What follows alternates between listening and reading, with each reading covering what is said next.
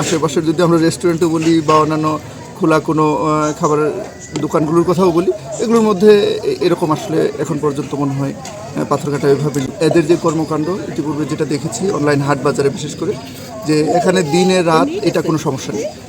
একেবারে খোলা ফ্রন্টে মানে বলবো এখানকার মেয়েরা আসলে অনেক মানে উদ্যমী বলবো। এত খোলামেলা উন্মুক্ত জায়গার মধ্যে তারা সাহস করেছে যেটা সুন্দর করে খাবার প্রেজেন্ট করার জন্য। আর আমরা পাথরঘাটাবাসী হিসেবে খুবই আনন্দিত যে হোমমেড খাবারটা পেতে পারতেছি। তার উদ্যোগের কারণে পাথরঘাটার পৌর শহরটা একদম পরিচ্ছন্ন হবে এটা আমরা আশা করি, এবং এটা সে ইতিমধ্যেই দেখিয়ে দিয়েছে যে আসলে কীরকমের পরিচ্ছন্ন হয়।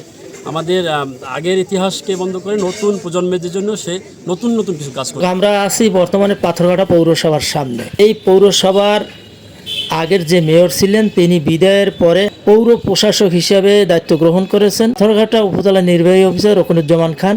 আর এই যোগদানের ফলে পাথরঘাটা পৌরসভায় ব্যাপক পরিবর্তন হয়েছে। তার পরিবর্তন যারা পৌর নাগরিক রয়েছেন তাদের চোখের সামনে দৃশ্যমান। অন্যতম দৃশ্যমান হলো পাথরঘাটার যে গোল চত্বর রয়েছে, সেই গোল চত্বর সব সময় যানজট যুক্ত ছিল, সেই জায়গাটা পরিষ্কার হয়েছে। আমাদের এই যে পৌরসভার সামনে ভ্রাম্যমান ফাস্টফুডের যে দোকানগুলো ছিল সেই দোকানগুলো সরিয়ে নিয়ে দক্ষিণ পাশে এবং মডেল স্কুলের পিছনে একদম সুন্দর একটি জায়গা তৈরি করেছেন। যারা সারাদিন কাজ করার পরে ক্লান্তি আসে, এই ক্লান্তি নিবারণের জন্য যদি আপনারা একটু ঘুরতে আসেন এবং মুখরোচক খাবার দাবার ব্যবস্থা রয়েছে এমন একটি জায়গায় আসার জন্য আপনাদের অনুরোধ করছি। কথা বলবো পাথরঘাটা উপজেলা নির্বাহী অফিসার রকিনুজ্জামান খানের সঙ্গে কথা বলবো আমাদের পাথরঘাটা পৌর বিএনপির সেক্রেটারি ইসমাইল হোসেন ইসমাইলের সঙ্গে। সে পর্যন্ত আমাদের সঙ্গে সংযুক্ত থাকবে। আর রয়েছেন পাথরঘাটা উপজেলা নির্বাহী অফিসার রকিনুজ্জামান খান।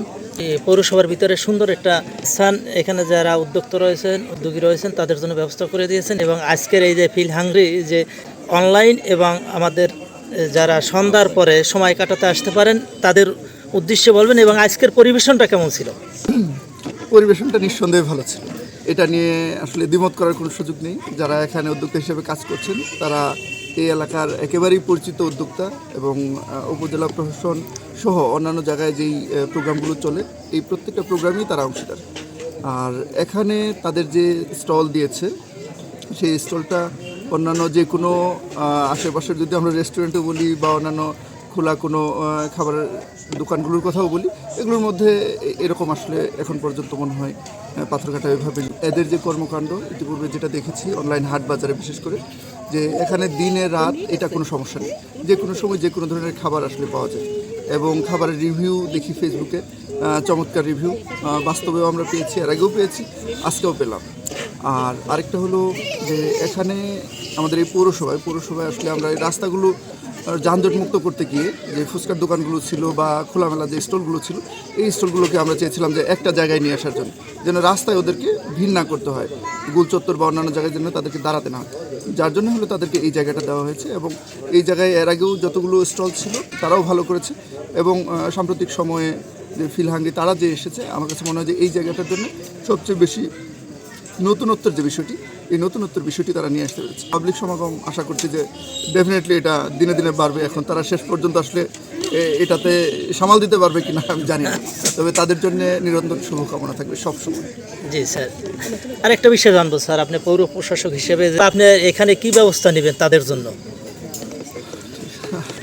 এটা হলো তাদেরকে যেহেতু এখানে নিয়ে আসা হয়েছে, আসলে আমি চাই না যে কেউ এসে কষ্ট পড়ুক, বরং হলো যে যেই অবস্থায় ছিল আমি চাই প্রতিটা মুহূর্ত তাদের অন্তপক্ষে এক মুহূর্ত হলেও ভালো রাখা।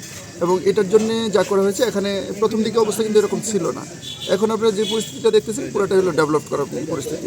এখানে একেবারেই অন্ধকার ছিল, এখানে লাইটিংয়ের ব্যবস্থা করা হয়েছে, নিচের যে জায়গাগুলো ছিল এগুলো একেবারে অপরিচ্ছন্ন ছিল, খানাখন্দে ভরপুর ছিল, এগুলোতে রাবিশ দিয়ে দেওয়া হয়েছে এবং সমান করে দেওয়া হয়েছে। আর এখানে যেই জায়গাটা আছে এই জায়গাটার সিকিউরিটিরও ইতিমধ্যে ব্যবস্থা করা হয়েছে।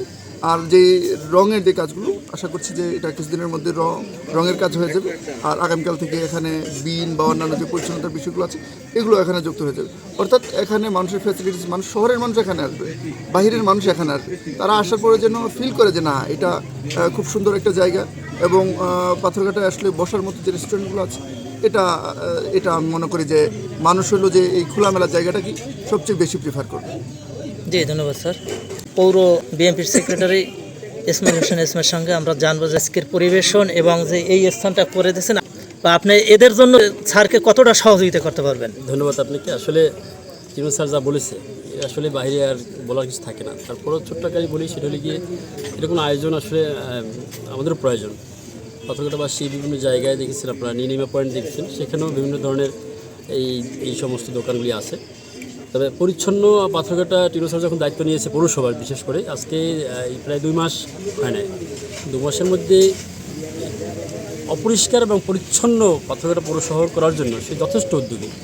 আমি দেখেছি, আমি খুব কাছ থেকে দেখেছি যে খুব ভালো ভালো সে কাজের সাথে জড়িত আছে এবং সে আজকে যে উদ্যোক্তা হিসেবে এখানে যারা নারী উদ্যোক্তা হিসেবে এখানে যারা আসছে, কিন্তু সেও একজন অনেক বড় উদ্যোক্তা, যে তার উদ্যোগের কারণে পাথরঘাটার পৌর শহরটা একদম পরিচ্ছন্ন হবে এটা আমরা আশা করি এবং এটা সে ইতিমধ্যেই দেখিয়ে দিয়েছে যে আসলে কীরকমের পরিচ্ছন্ন হয়। আমাদের আগের ইতিহাসকে বন্ধ করে নতুন প্রজন্মের জন্য সে নতুন নতুন কিছু কাজ করছে, এটার জন্য তাকেও আমি ধন্যবাদ জানাচ্ছি।